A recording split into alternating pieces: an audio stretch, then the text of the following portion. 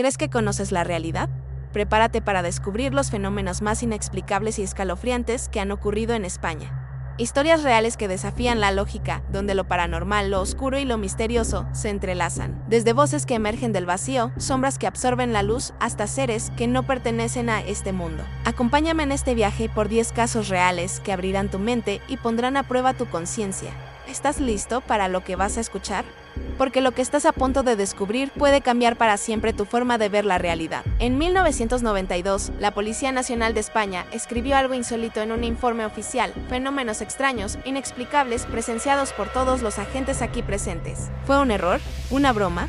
No, solo era el resultado de algo aterrador que ocurrió en una casa común, con una familia común, y que sigue sin explicación más de 30 años después. Hoy te voy a contar ese caso. Y no será el único. Hay cosas que han pasado en España que desafían toda lógica. El expediente Vallecas. Estefanía Gutiérrez, Madrid de 1991. En abril de ese año, Estefanía Gutiérrez Lázaro, una adolescente de 18 años del barrio madrileño de Vallecas, jugaba con una ouija en su instituto junto a unas amigas. El objetivo, contactar con el novio fallecido de una de ellas. La sesión fue interrumpida por una profesora, quien rompió el tablero, pero algo, según todas las presentes, se había abierto y no se cerró. Y desde entonces, Estefanía comenzó a sufrir episodios incontrolables, convulsiones, visiones, hasta susurros por la noche. Decía que muchas sombras la observaban desde la esquina de su habitación. Su estado se deterioró rápidamente, y meses después falleció en circunstancias misteriosas en el hospital. La autopsia no reveló causa clara. Oficialmente, muerte súbita por parada cardiorrespiratoria, sin ningún origen determinado, pero lo más aterrador ocurrió después de su muerte. La familia Gutiérrez comenzó a escuchar golpes nocturnos, puertas que se abrían solas, cruces en las paredes que se giraban, incluso fotografías que aparecían quemadas sin explicación. Hasta que una noche, en noviembre de 1992, el padre, aterrorizado, llamó a la policía. Lo que ocurrió está documentado. Los agentes reportaron fenómenos que no pueden ser atribuidos a causa natural o humana. Vieron una figura oscura, sintieron un descenso abrupto de temperatura, escucharon golpes, y hasta una Biblia se movió sola. Todo esto quedó por escrito en un acta oficial de intervención policial. Es, hasta hoy, el único caso en la historia de España donde un documento policial habla de actividad paranormal. Y no es una leyenda urbana. El acta se puede leer, está sellada, firmada, atestiguada por varios agentes. El caso inspiró la película Verónica. Pero la realidad es aún más inquietante, porque después de eso, la familia se fue de la casa y nunca más volvió, dejando atrás esa pesadilla hecha realidad y que siempre los acompañara en su vida. Las Caras de Belmes, Jaén, 1971. Un día, en el suelo de la cocina, apareció una cara. Pensaron que era una mancha, pero al limpiarla, volvió a salir. Luego otra y otra cara más, con expresiones distintas, cambiando con el tiempo. El fenómeno fue tan impactante que llegó a científicos, curas y periodistas. Nadie pudo explicar cómo aparecieron, ni por qué. En el pequeño pueblo de Belmes de la Moraleda, en Jaén, el 23 de agosto de 1971, María Gómez Cámara notó algo extraño en el suelo de cemento de su cocina. Un rostro humano claramente visible, como si emergiera de la piedra. Confundida y asustada, lo borró. Días después, otro rostro apareció. Y luego otro, y otro. Eran rostros de hombres, de mujeres, con expresiones de tristeza, terror y angustia. Algunos parecían gritar. Intentaron destruirlos con martillos. Los borraban, los tapaban con yeso. Pero volvían, a veces con mayor nitidez. La historia se esparció por el pueblo y luego por toda España. La casa de María se llenó de investigadores, de curiosos periodistas y científicos. Las teorías fueron muchas: fraude, humedad, manipulación química, pero nadie pudo demostrar cómo ni por qué aparecían los rostros. Varios análisis independientes confirmaron: no hay pintura ni elementos artificiales conocidos. Incluso llegó Hans Bende, un renombrado parapsicólogo alemán, analizó el fenómeno y lo declaró auténtico. Si esto es un fraude, es el mejor fraude que he visto en mi vida. Pero no lo es. Años después, durante una reforma bajo el suelo, donde aparecían las caras, encontraron huesos humanos, fragmentos de cráneos y mandíbulas que fueron trasladados al cementerio local. Pero las caras siguieron apareciendo. El fenómeno continuó durante décadas. A veces se desvanecían, otras surgían nuevas. Algunas incluso parecían envejecer con el paso del tiempo. Y aunque algunos casos recientes fueron desacreditados, los primeros rostros, los originales, siguen siendo un misterio absoluto. Hoy, la casa es conocida como la Casa de las Caras, y aunque muchos piensan que fue una farsa, nadie ha podido demostrar cómo lo hicieron, ni quiénes eran esos rostros. ni porque parecían pedir ayuda. Una casa marcada por muertes inexplicables, por rostros que emergen del suelo y se niegan a irse. ¿Qué está pasando en este mundo? ¿Y por qué nadie habla de ello? En las siguientes historias te contaré más casos igual de reales y aún más inquietantes. Suscríbete si aún no lo has hecho porque esto sigue. El Cortijo Jurado. En Málaga, se alza en mitad del campo como una ruina más, pero los que han entrado no lo olvidan. En este cortijo se practicaron rituales, hubo desapariciones, y hoy se oyen gritos por la noche. Cuerpos nunca encontrados, luces sin explicación y un sótano sellado. ¿Qué pasó realmente en el Cortijo Jurado? El Cortijo Jurado, a las afueras de Málaga. Parece una finca más olvidada por el tiempo, pero hay algo en su presencia que pone los pelos de punta. Fue construido en el siglo XIX por la poderosa familia Heredia, y desde el principio se rodeó de misterio. En aquellos años comenzaron a desaparecer chicos jóvenes de los alrededores. Nadie supo nunca dónde estaban, pero los rumores apuntaban directamente al cortijo. Se hablaba de rituales ocultistas, sesiones de espiritismo, incluso sacrificios humanos en sus sótanos. Aunque nunca se presentaron pruebas, el miedo creció tanto como el silencio de las autoridades. Décadas más tarde, otra familia poderosa, los Larios, también ocupó el lugar, pero no duraron mucho, lo abandonaron sin explicación. El edificio cayó en el olvido hasta que, ya en el siglo XXI, una promotora intentó reformarlo y convertirlo en un hotel de lujo. Fue entonces cuando comenzó lo más extraño. Los obreros se negaban a trabajar, asegurando que escuchaban gritos, pasos donde no había nadie y herramientas que se movían solas. Los vigilantes de seguridad captaron luces inexplicables y varios trabajadores abandonaron la obra tras sufrir accidentes extraños. Algunos incluso hablaron de sombras que los seguían mientras bajaban al sótano. Las obras se paralizaron por completo. La promotora dejó el proyecto y el cortijo volvió a quedar abandonado. Lo que sería un complejo hotelero moderno terminó convertido en una leyenda aún más oscura. Investigadores de lo paranormal no han parado de visitarlo desde entonces. En 2002, un equipo de televisión captó una psicofonía en directo. Una voz susurraba "no entres", otros han registrado temperaturas que bajan repentinamente, y testimonios de personas empujadas por una fuerza invisible. Y lo más inquietante, el sótano principal sigue tapiado, desde hace décadas. Nadie ha conseguido acceder a él. Se cree que es el epicentro del mal, el lugar donde todo comenzó. Hoy, el Cortijo Jurado sigue en pie, escondido tras la maleza, observando. Nadie sabe si algún día alguien terminará lo que empezó. Pero una cosa está clara, algo o alguien no quiere ser molestado. Los fuegos de La Roya. Almería 1945, una niña gritaba desde su habitación, su colchón estaba ardiendo. Pero no había cerillas, ni electricidad, ni nada que crease ese fuego. Pronto todo el pueblo empezó a incendiarse, espontáneamente. Más de 300 fuegos aparecieron en cuestión de días. Nadie pudo explicar por qué. ¿Puede el fuego nacer de la nada? La Roya, Almería. Verano de 1945. Un pequeño pueblo agrícola se convierte en escenario de un misterio aterrador. Incendios espontáneos comienzan a estallar en casas, establos y campos, sin ninguna fuente de fuego visible. Todo empezó cuando una niña vio humo saliendo de su colchón. Al correr a avisar, el colchón se incendió de forma repentina. Luego ardieron trapos, leña húmeda, incluso tierra mojada. La Guardia Civil acudió y fue testigo de algunos fuegos que surgieron en cuestión de segundos ante sus propios ojos. Más de 300 incendios ocurrieron en 2 semanas. Los expertos descartaron origen eléctrico, no había corriente, no había gasolina, no había cerillas ni combustible, solo fuego, de la nada. Uno de los episodios más impactantes ocurrió cuando una niña fue hallada con quemaduras en los pies en mitad de un campo sin fuego. Nadie pudo entender cómo. El caso fue investigado por químicos, ingenieros y hasta por el ejército. Nadie encontró una causa lógica. Se especuló con actividad sísmica, reacciones químicas naturales, incluso con rayos bola, pero nada concluyente. Los fuegos desaparecieron tan misteriosamente como comenzaron. El pueblo quedó marcado. Algunos ancianos aún hoy recuerdan el terror que se vivió y aseguran que fue el demonio. Otros simplemente no hablan de ello. Lo cierto es que lo que ocurrió en La Roya sigue sin tener una explicación racional. Un caso olvidado que arde en el misterio. La isla de San Borondón, Islas Canarias, 1759. Hay una isla que aparece en el mar y luego desaparece.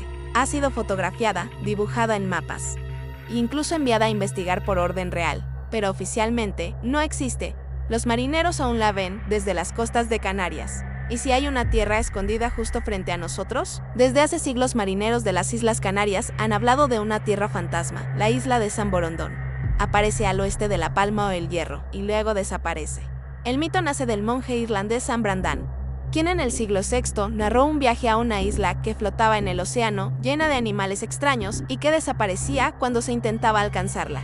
Parecía leyenda, hasta que comenzaron a surgir testimonios reales. En 1759, una comisión enviada por el rey Fernando VI registró haberla visto claramente durante horas. En 1958, una avioneta la fotografió, y en 1967, un periodista captó una imagen donde se ve una silueta de isla que no existe en ningún mapa. Y aún hoy, hay pescadores que aseguran haberla divisado. El fenómeno ha sido estudiado por científicos y cartógrafos. Algunos creen que podría tratarse de un espejismo óptico, una ilusión atmosférica llamada Fata Morgana. Otros no están tan seguros cómo explicar que aparezca en fotografías, o que siempre se vea desde lugares diferentes. San Borondón no aparece en ninguna carta náutica oficial, pero ha sido dibujada en mapas antiguos. Y aunque ningún satélite la ha registrado, los avistamientos siguen apareciendo esporádicamente, como si fuera un lugar que solo se deja ver cuando quiere. ¿Es una isla oculta? ¿Un pliegue en la realidad? ¿Una puerta a otro lugar? Nadie lo sabe. Pero si algún día, mirando al horizonte desde Canarias, ves tierra donde no debería verla, podrías estar viendo San Borondón. La aldea maldita de Ochate, Burgos 1960, una aldea entera desapareció tras una serie de epidemias imposibles.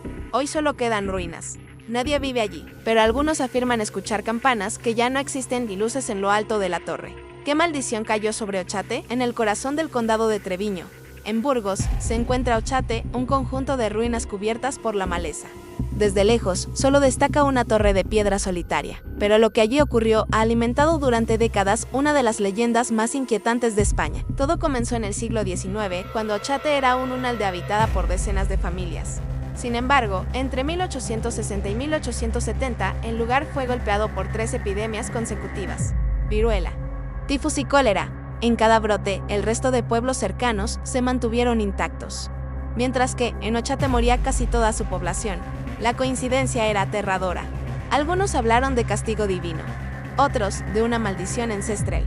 Finalmente, la aldea quedó totalmente abandonada. Pero lo más inquietante no es el pasado, sino lo que sigue ocurriendo hoy. Desde los años 80, investigadores de lo paranormal, militares retirados y periodistas han reportado fenómenos extraños en las ruinas, avistamientos de luces en la torre, sonidos metálicos y campanas que suenan aunque no hay campanario. Uno de los casos más conocidos fue el de Próspero Martínez, un fotógrafo que captó una figura semitransparente en la torre durante una visita en 1981. La foto fue publicada por revistas especializadas y nunca pudo ser explicada ni refutada. Otros visitantes aseguran haber escuchado voces en idiomas que no reconocen y haber sentido presencias invisibles que los empujan. Varios han tenido que abandonar el lugar por ataques de ansiedad o la sensación de que algo los observaba. Incluso hay teorías que van más allá. Se dice que Ochate podría haber sido un punto energético, un nódulo de actividad desconocida. Algunos hablan de ovnis, otros de rituales antiguos, pero nadie ha podido dar una respuesta convincente. Y ahí sigue, en mitad del campo, silenciosa, con su torre intacta, como vigilando, esperando. ¿Fue solo mala suerte? ¿Un cúmulo de enfermedades y miedo colectivo? ¿O hay algo en Ochate que nunca debió despertarse? El caso de los duendes de San Sebastián de Garabandal, Cantabria. 4 niñas afirmaron ver a la Virgen, pero no estaban solas. También hablaban con seres pequeños, oscuros y burlones, a los que describían como diablillos. Los testigos eran decenas, y las autoridades no supieron qué hacer. ¿Fue una aparición mariana? ¿O algo más oscuro? Entre 1961 y 1965, en San Sebastián de Garabandal, un pequeño pueblo cántabro, ocurrió uno de los fenómenos más desconcertantes de la historia reciente de España. 4 niñas, Conchita, Jacinta, Mari Loli y Mari Cruz, entre los 11 y 12 años, afirmaron que se les apareció el arcángel San Miguel y luego la Virgen María. Hasta aquí podría parecer una aparición religiosa más, pero los detalles ocultos son los que transforman esta historia en algo mucho más inquietante. Durante las supuestas apariciones, las niñas entraban en trances profundos, se arrodillaban de golpe sobre piedras sin sentir dolor, caminaban hacia atrás colina abajo sin tropezar, y hablaban con entidades invisibles. Todo fue presenciado por médicos, sacerdotes y vecinos, y documentado en decenas de fotografías y filmaciones reales. Pero había algo más, algo que no se mencionó tanto públicamente. Las niñas empezaron a hablar también de unos hombrecillos pequeños de rostro oscuro que las rodeaban en las noches, reían de forma burlona e intentaban alejarlas del lugar de las apariciones. Los llamaban diablillos, nadie sabía de dónde venían ni qué eran. pero la descripción recuerda a los duendes o seres elementales del folclore del norte de España, aunque con un matiz mucho más siniestro. Una de las niñas llegó a decir, no querían que viéramos a la señora. Nos tiraban piedritas, a veces aparecían en la oscuridad y luego se deshacían en humo. El fenómeno creció tanto que cientos de personas viajaban a Garabandal cada día, algunos buscando milagros, otros presenciando fenómenos extraños como luces en el cielo, olores sin fuente y objetos que se movían solos. La iglesia nunca reconoció oficialmente las apariciones, pero tampoco las negó del todo. El caso quedó en una especie de limbo, igual que las criaturas que se manifestaban junto a las niñas. Hoy en día, Garabandal es lugar de peregrinación. Pero muy pocos saben que, entre las supuestas visitas del cielo, también hubo algo que no era celestial en absoluto. El misterioso incendio de la Casa del Diablo, Zaragoza, 1934, las llamas surgían de la nada y la policía no encontraba explicación. Y los bomberos no querían volver. ¿Puede una casa arder sin causa? ¿Y por qué una voz gritó, desde un horno vacío, fuera de aquí? En agosto de 1934, en la calle Gascón de Gotor, en Zaragoza, ocurrió uno de los fenómenos más desconcertantes de la historia española, una serie de incendios espontáneos que aterraron a todo el país. Todo comenzó en la casa número 2. La sirvienta Pascual Alcocer estaba limpiando la cocina cuando, de repente, escuchó una voz masculina, profunda y siniestra, que salía del interior de un horno vacío. La voz decía, fuera de aquí, fuera. Asustada, llamó a la policía. Pensaron que era una broma. Pero los días siguientes, las cosas se salieron de control. Pequeños incendios comenzaron a brotar por toda la casa, sin causa aparente, en el techo, en la cama y en los muebles. Los bomberos no encontraban origen. Todo parecía arder desde dentro, incluso cuando desconectaron la electricidad. Las llamas seguían apareciendo. La familia fue evacuada y la casa quedó bajo vigilancia oficial. La Guardia Civil, la Policía Nacional e incluso ingenieros y científicos visitaron el lugar. Nadie pudo explicar lo que ocurría. Lo más perturbador, algunos testigos aseguraron escuchar risas macabras y pasos cuando el edificio estaba vacío. La voz desde el horno volvió a hablar días después, repitiendo frases incomprensibles. Incluso un sacerdote acudió al lugar a bendecirlo. La prensa de la época lo bautizó como la Casa del Diablo. Y el suceso fue tan viral para su tiempo que diarios internacionales recogieron la historia. Con el paso del tiempo, el caso fue silenciado. Algunos lo atribuyeron a histeria colectiva, otros dijeron que Pascuala lo había inventado. Pero nunca se explicó cómo se generaron los incendios frente a los testigos, bomberos y policías. Hoy, el edificio sigue en pie, reformado, pero los vecinos aseguran que por las noches se siguen escuchando pasos en la escalera, y que nadie aguanta mucho tiempo viviendo allí. ¿Qué ocurrió en la calle Gascón de Gotor? ¿Fueron fenómenos paranormales, bromas demasiado elaboradas o algo que desafía toda lógica? La sombra del monasterio de Piedra Zaragoza dicen que en el monasterio de Piedra hay una sombra que se aparece al caer la noche. No es humana, no tiene forma definida, pero su presencia hiela la sangre. Muchos han escapado del lugar sin poder explicar qué vieron. En el histórico monasterio de Piedra, ubicado en la provincia de Zaragoza, se han documentado desde hace décadas relatos inquietantes sobre una presencia oscura que ronda sus pasillos y jardines. Visitantes y trabajadores han contado que, durante las horas nocturnas, una sombra difusa pero imponente aparece en distintos puntos del complejo. No tiene forma humana, es una mancha negra que se desplaza lentamente y parece absorber la luz a su alrededor. Lo más perturbador es que esta sombra no solo provoca miedo, sino que causa sensaciones físicas, frío intenso, mareos e incluso pérdida momentánea de la visión. Un guardia nocturno, tras varias experiencias, abandonó su puesto abruptamente y no quiso volver a hablar del asunto. Otro visitante grabó en video una figura oscura que parecía observarlo desde la esquina de una galería. Aunque la grabación mostraba solo oscuridad, las leyendas apuntan a que esta sombra sería el alma de un monje que fue ejecutado injustamente por herejía en el siglo XVI. Su espíritu, cargado de ira y tristeza, no encontró descanso y quedó atrapado en el monasterio. El lugar es uno de los más visitados por turistas, pero de noche pocos se atreven a permanecer en él. La sombra es la advertencia viva de un pasado oscuro que aún no se ha disipado. El hombre del cuadro maldito de La Coruña, 1999, una familia cambió de casa y decidió colgar un cuadro antiguo en la sala. Desde entonces, los relojes se detenían a la misma hora. El perro aullaba cada noche, mirando la pintura, y su hija comenzó a hablar sola. La familia se mudó a una casa de vieja construcción cerca del centro histórico. Durante la mudanza entre objetos heredados del abuelo, encontraron un cuadro sin firma, un retrato al óleo de un hombre serio, con ojos profundos y expresión melancólica. Aunque les parecía algo perturbador, decidieron colgarlo por su valor antiguo. Desde ese momento, cosas extrañas comenzaron a ocurrir. El perro de la familia evitaba pasar por el salón donde colgaron el cuadro, y por las noches se quedaba mirando fijamente hacia él, aullando sin parar. Los relojes de la casa comenzaron a detenerse exactamente a las 3:33 am, sin explicación. Pero lo más inquietante fue la hija pequeña, de apenas 6 años. Comenzó a hablar sola en el pasillo como si tuviera un amigo invisible. Cuando sus padres le preguntaban con quién hablaba, ella respondía con el señor triste del cuadro. Dice que no quiere estar más solo. Al principio pensaron que era imaginación, pero una noche la niña se despertó gritando, asegurando que el hombre del cuadro había salido y estaba en su habitación. Dijeron que era una pesadilla hasta que encontraron marcas de barro en el suelo, como si alguien hubiera caminado descalzo por el pasillo viniendo del salón. Intentaron quitar el cuadro, pero cada vez que lo bajaban, un olor fétido llenaba la habitación. Y la radio se encendía sola, reproduciendo estática. Finalmente, acudieron a un investigador de lo paranormal.